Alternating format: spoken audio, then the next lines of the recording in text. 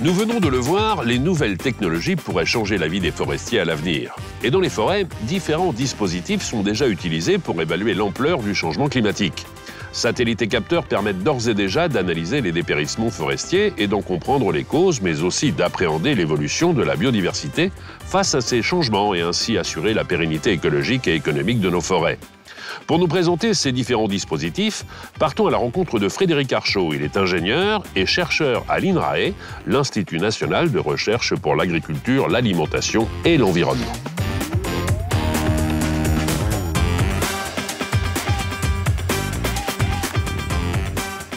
Donc Frédéric, le site est impressionnant, il y a des corps de bâtiments partout. On fait quoi? On ne fait pas que de la recherche ici.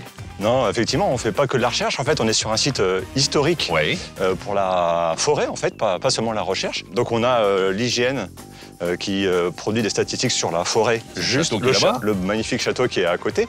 On a aussi un peu plus loin par là-bas le lycée des Bars qui forme des BTS de gestion forestière, gestion de protection de la nature. Alors, je souhaitais absolument vous rencontrer parce qu'on peut faire un petit état des lieux depuis quelques émissions. On a pu s'intéresser au dépérissement de la forêt lié au changement climatique. Ça, c'est surtout valable, je dirais, au sud de la Loire. On a voulu savoir, au nord de la Loire, là où nous sommes, si le constat était le même. Alors, pour l'instant, c'est pas dramatique, mais le constat est le même. C'est-à-dire que la forêt en région Centre-Val de Loire, elle se porte de moins en moins bien. En fait, on constate qu'il y a des dépérissements. Alors, des dépérissements sont connus depuis assez longtemps dans certaines forêts. La forêt de Vierzon est un exemple où ça fait des dizaines d'années qu'on voit des chênes mourir. Et puis là, depuis quelques dizaines d'années, on s'aperçoit qu'on observe la même tendance, plutôt dans le sud de la région, à la fois sur le pin sylvestre et les chênes, qui sont les essences majeures, c'est-à-dire celles qui ont le plus ici et qui ont le plus d'intérêt économique. Donc on commence à s'inquiéter de cette situation-là. C'est pas encore dramatique, les arbres continuent à pousser, elles se portent plutôt bien cette forêt. Ça, c'est votre rôle à vous, d'analyser tout cela et puis de le faire avec différents outils. Exactement. Nous, on nous demande d'apporter des réponses majeures sur comment est-ce qu'il faut adapter nos pratiques de gestion de la forêt pour qu'elle soit plus résistante au changement climatique. Donc de faire en sorte qu'elle souffre moins et puis qu'on la prépare au climat de demain. Les arbres, on les coupe, donc à un moment donné, il faut les renouveler. Et donc on s'intéresse à la fois sur la façon de détecter le dépérissement de cette forêt, dans quel état elle se trouve, en utilisant des technologies aéroportées, des satellites typiquement, pour pouvoir dire dans quel état elles sont. Et puis après, qu'est-ce qu'on en fait quand les arbres sont en mauvais état? C'est ce que j'allais vous dire. Il y a une première phase, c'est l'observation, ensuite l'analyse, et puis après la proposition des solutions, j'imagine. Des solutions. Alors, pour proposer des solutions, on met en place des dispositifs où on fait varier la composition des peuplements. On va regarder des peuplements d'une seule espèce d'arbre ou de deux espèces d'arbres en se disant peut-être que le fait de les mélanger, ça sera une façon de répondre au changement climatique. On peut aussi mettre les arbres en plus ou moins grande densité. Si jamais ils sont en faible densité, on pense que la compétition entre les arbres sera moins forte. Et donc peut-être qu'ils résisteront mieux au changement climatique.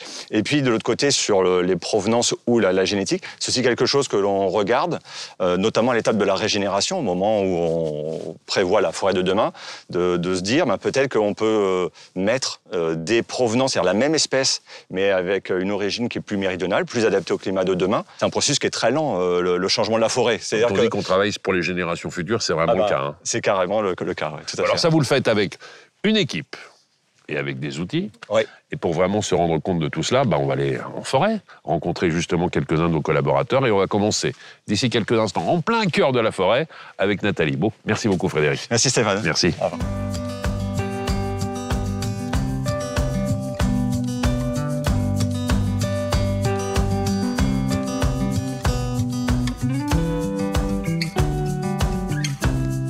Bonjour Nathalie. Bonjour Stéphane. En plein travail. Oui.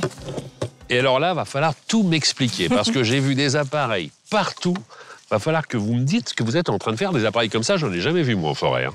En forêt, non, mais en fait, c'est l'équivalent d'une station météo, comme Météo France, mais qu'on met en sous-bois pour mieux appréhender l'environnement qu'ont les arbres. Alors, en aérien, on a l'ensemble de la pluie, de la température, l'humidité atmosphérique, mais aussi on a des capteurs dans le sol pour mesurer l'humidité du sol et donc quantifier l'eau qu'ont à disposition nos arbres.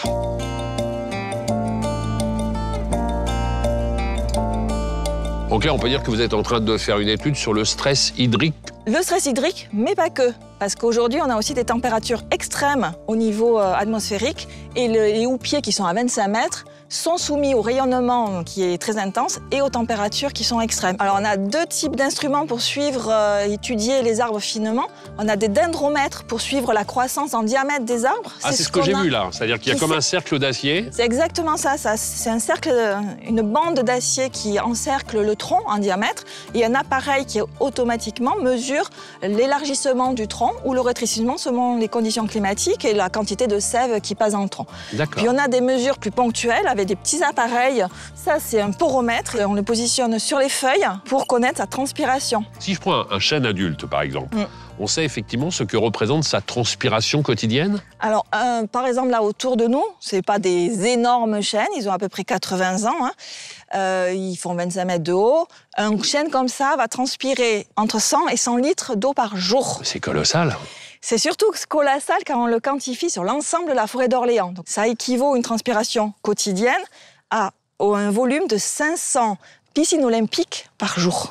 Quand même. Une bonne journée, ça va dégager dans l'atmosphère une quantité de vapeur d'eau juste énorme. Un être humain, quand il fait très chaud, il va se mettre sous un arbre, à la rigueur, pour se protéger, aller chercher un petit peu d'ombre. Un arbre, comment il fait pour se protéger? Alors, la première réaction, c'est de limiter la perte en eau. C'est un peu comme des pores sur la peau, c'est ça? C'est complètement exactement pareil. C'est des pores sur la peau qui leur permet de faire les échanges gazeux. Bien sûr. Et cette perte de vapeur d'eau lui permet aussi de refroidir la surface de la feuille. Il va aussi mettre des structures internes qui lui demandent de l'énergie pour rendre la feuille un peu plus coriace. L'arbre se protège naturellement, j'irais, effectivement, en refermant ses somates. Mais pour autant, à partir du moment où il a moins d'eau qui arrive pour l'alimenter, la croissance de l'arbre, elle va à un moment donné se ralentir, pour ne pas dire s'arrêter. Plus il ferme ses stomates, moins il va capter le CO2 et donc il y aura moins de croissance. Alors on a évoqué déjà les capteurs qui captent les informations au sol. J'aimerais bien qu'on aille maintenant au fond de la terre. Et j'ai vu juste à côté, là, en arrivant, comme une fosse, plus ou moins, que vous avez créée. C'est une fosse où, là encore, on fait les études et on récupère quelques informations. Voilà, d'abord. Emmenez-moi là-bas. On y va.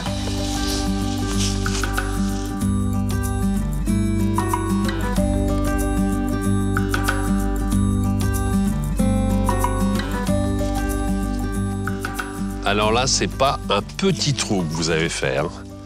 Là, les travaux qu'on va effectuer, c'est un travail sur les racines, encore une fois, pour toujours la même chose, calculer un peu le stress hydrique, voir l'environnement. On fait deux choses. En général, on observe les racines. Oui. Et puis, on mesure également la teneur en eau du sol de façon ponctuelle pour suivre. Tout à l'heure, on vous a montré à l'extérieur, on ne voyait rien. Oui, bien sûr.